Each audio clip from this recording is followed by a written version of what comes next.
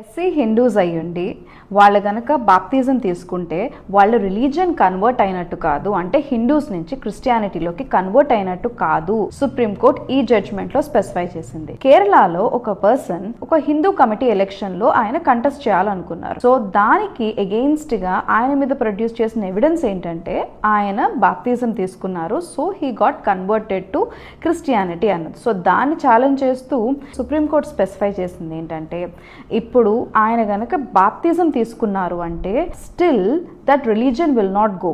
ఎందుకంటే మనకి 1950 presidential orders ప్రకారం anybody can profess any religion. Now profess అంటే ఏంటి, need not convert into another religion but they can believe, అంటే వాళ్ళ బిలీవ్ కానీ వాళ్ళ లైఫ్ స్టైల్ త్రూ కానీ సపోజ్ హిందూస్ అయ్యుండి క్రిస్టియన్ రిచువల్స్ ఏమన్నా ఫాలో అవుతున్నా, ఒకవేళ చర్చ్కి వెళ్తున్నా, ఒకవేళ బాప్తిజం తీసుకున్నా, వాళ్ళు రిచువల్స్ ఏమన్నా చేస్తున్నప్పటికీ that will not change the religion as a whole. And especially ఈ కేసులో he is holding an SC certificate.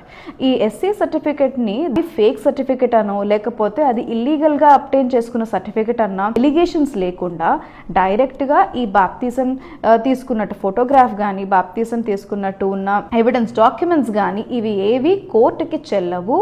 And ఒక రిలీజియన్ నుంచి కన్వర్ట్ అయిపోవడం అన్నది దట్స్ అన్ డిఫరెంట్ ఆస్పెక్ట్ అని సుప్రీంకోర్టు ఈ జడ్జ్మెంట్లో స్పెసిఫై చేసింది.